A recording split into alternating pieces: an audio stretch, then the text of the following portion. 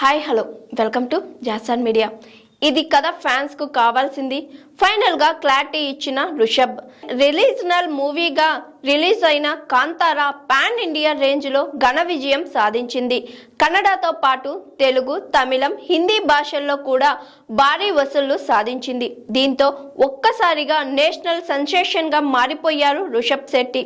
కాంతారా సినిమాలో స్వయంగా నటించి దర్శకత్వం వహించిన రుషబ్ ఆ సినిమా సూపర్ హిట్ కావడంతో వెంటనే సీక్వెల్ ను రూపొందించారు. సీక్వెల్ గా తెరకెక్కిన కాంతారా చాప్టర్ 1 రిలీజ్ కావడంతో రుషబ్ నెక్స్ట్ ప్రాజెక్టుకు సంబంధించిన డిస్కషన్ మొదలైంది.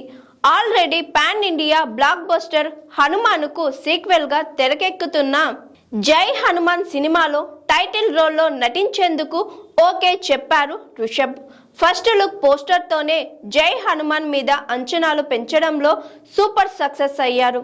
జై హనుమాన్ తో పాటు బాలీవుడ్ సందీప్ సింగ్ రూపొందిస్తున్న the raid of Bharat Chhatrapati Shivaji Maharaj అనే మూవీని కూడా లైన్ లో పెట్టారు రుషబ్. అయితే ఈ రెండు ప్రాజెక్టులో ఏ మూవీ సెట్ మీదకు వెళ్తుందన్న విషయంలో ఇన్నాళ్ళు కన్ఫ్యూజన్ ఉంది. కానీ లేటెస్ట్ అప్డేట్ తో అన్ని అనుమానాలకు చెక్ పెట్టేశారు రుషబ్. కాంతారా చాప్టర్ 1 ప్రమోషన్ లో నెక్స్ట్ జై హనుమాన్ స్టార్ట్ అవుతుందని అన్నారు రుషబ్. ఇప్పుడు అదే అప్డేట్ కు కొనసాగింపుగా జనవరిలో షూటింగ్ ప్రారంభించబోతున్నారు. ఈ సినిమా కోసం 5 నెలల పాటు డైట్ ఇచ్చారు. జై హనుమాన్ పూర్తయిన వెంటనే బాలీవుడ్ ప్రాజెక్ట్ ఛత్రపతి శివాజీ మూవీని పట్టాలెక్కిస్తారు రుషబ్. ఈ అప్డేట్ ప్రశాంత్ వర్మ సినిమాల విషయంలోనూ క్లారిటీ వచ్చింది.